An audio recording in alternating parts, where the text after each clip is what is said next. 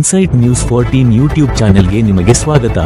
ನಮ್ಮ insight news 14 YouTube channel subscribe ಮಾಡಿಕೊಳ್ಳಿ ಹಾಗೂ ಬೆಲ್ ಐಕಾನ್ ಒತ್ತಿ.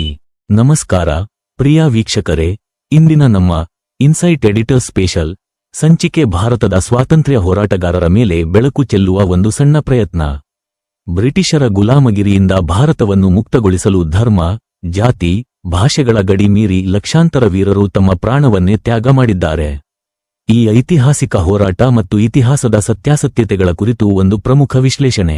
ಸ್ವಾತಂತ್ರ್ಯ ಸಂಗ್ರಾಮದಲ್ಲಿ ಮುಸ್ಲಿಂ ಯೋಧರ ಮತ್ತು ನಾಯಕರ ಪಾತ್ರ ಏನಿದೆ ಬನ್ನಿ ತಿಳಿಯೋಣ. ಬ್ರಿಟಿಷ್ ಈಸ್ಟ್ ಇಂಡಿಯಾ ಕಂಪನಿಯ ವಿರುದ್ಧ ಆರಂಭಿಕ ಹಂತದಲ್ಲಿ ಕಡು ವಿರೋಧ ತೋರಿದವರಲ್ಲಿ ಮೈಸೂರ ಹುಲಿ, ಟಿಪ್ಪು ಸುಲ್ತಾನ್ ಪ್ರಮುಖರು. 4 ಮೈಸೂರು ಯುದ್ಧಗಳಲ್ಲಿ ಬ್ರಿಟಿಷರಿಗೆ ಸಿಂಹಸ್ವಪ್ನವಾಗಿದ್ದ ಅವರು 1799ರಲ್ಲಿ ಶ್ರೀರಂಗಪಟ್ಟಣದಲ್ಲಿ ವೀರಮರಣ ಆಗುವ ಮೂಲಕ ಭಾರತದಲ್ಲಿಯೇ ಸ್ವಾತಂತ್ರ್ಯ ಸಂಗ್ರಾಮದ ಹೋರಾಟದಲ್ಲಿ ಯುದ್ಧ ಭೂಮಿಯಲ್ಲಿ ಹುತಾತ್ಮರಾದ ಭಾರತದ ಏಕೈಕ ರಾಜ ಟಿಪ್ಪು ಸುಲ್ತಾನ್ ಎಂದು ಖ್ಯಾತಿ ಪಡೆದಿದ್ದಾರೆ. 1857ರ ಪ್ರಥಮ ಸ್ವಾತಂತ್ರ್ಯ ಸಂಗ್ರಾಮದಲ್ಲಿ ಬಂಗಾಳದ ನವಾಬ ಸಿರಾಜುದ್ದೌಲಾ, 1757ರ ಪ್ಲಾಸಿ ಕದನ, ಬೇಗಂ ಹಜರತ್ ಮಹಲ್, ಮಹಮ್ಮದ್ ಅಲಿ ಮತ್ತು ಶೌಕತ್ ಅಲಿ, ಮೌಲಾನಾ ಅಬುಲ್ ಕಲಾಂ ಆಜಾದ್, ಅಶ್ಫಾಕುಲ್ಲಾ ಖಾನ್ ಮತ್ತು ಇನ್ಕ್ವಿಲಾಬ್ ಜಿಂದಾಬಾದ್ ಘೋಷಣೆ ನೀಡಿದ ಹಸ್ರತ್ ಮೊಹಾನಿ ಅವರ ಕೊಡುಗೆ ಅಪ್ರತಿಮ. ರಾಷ್ಟ್ರಧ್ವಜ ಮತ್ತು ಸಂವಿಧಾನ ರಚನೆ ಸತ್ಯಾಸತ್ಯತೆ ತಿಳಿಯೋಣ ಬನ್ನಿ. ರಾಷ್ಟ್ರಧ್ವಜದ ಮೂಲ ವಿನ್ಯಾಸವನ್ನು ಮಾಡಿದವರು ಆಂಧ್ರಪ್ರದೇಶದ ಪಿಂಗಳಿ ವೆಂಕಯ್ಯ. ಆದರೆ ಧ್ವಜಕ್ಕೆ ಅಂತಿಮ ಸ್ಪರ್ಶ ನೀಡಿ ಚರಕದ ಜಾಗದಲ್ಲಿ ಅಶೋಕ ಚಕ್ರವನ್ನು ಸೇರಿಸುವ ಪ್ರಕ್ರಿಯೆಯಲ್ಲಿ ಸುರಯ್ಯ ತಯ್ಯಾಬ್ಜಿ ಮತ್ತು ಅವರ ಪತಿ ಬದ್ರುದ್ದೀನ್ ತಯ್ಯಾಬ್ಜಿ ಅವರ ಸಲಹೆಗಳು ಮತ್ತು ಕೊಡುಗೆ ಅತ್ಯಂತ ಪ್ರಮುಖವಾಗಿದ್ದವು ಎಂದು ಇತಿಹಾಸಕಾರರು ದಾಖಲಿಸಿದ್ದಾರೆ. ಸಂವಿಧಾನ ಕರಡು ಸಮಿತಿಯ ಅಧ್ಯಕ್ಷರಾಗಿ ಡಾಕ್ಟರ್ ಬಿಆರ್ ಅಂಬೇಡ್ಕರ್ ಅವರು ಸಂವಿಧಾನ ನಿರ್ಮಾಣದ ಮುಖ್ಯ ಶಿಲ್ಪಿ ಎನಿಸಿಕೊಂಡರು.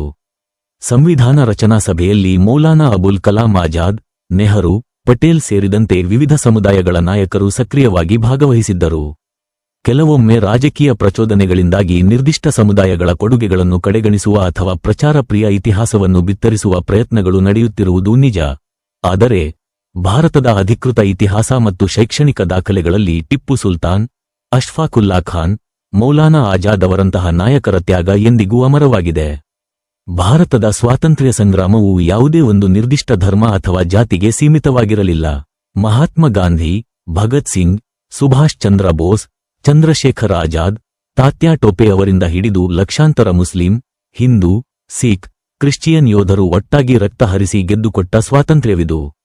ದೇಶಕ್ಕಾಗಿ ಪ್ರಾಣತ್ಯಾಗ ಮಾಡಿದ ವೀರರು ಒಂದೆಡೆಯಾದರೆ ಕ್ಷಮಾಪಣೆ ಪತ್ರ ಬರೆದುಕೊಟ್ಟವರು ಇನ್ನೊಂದೆಡೆ ಎನ್ನುವ ಚರ್ಚೆ ಇತಿಹಾಸದ ಪುಟಗಳಲ್ಲಿ ಸ್ಪಷ್ಟವಾಗಿ ದಾಖಲಾಗಿದೆ.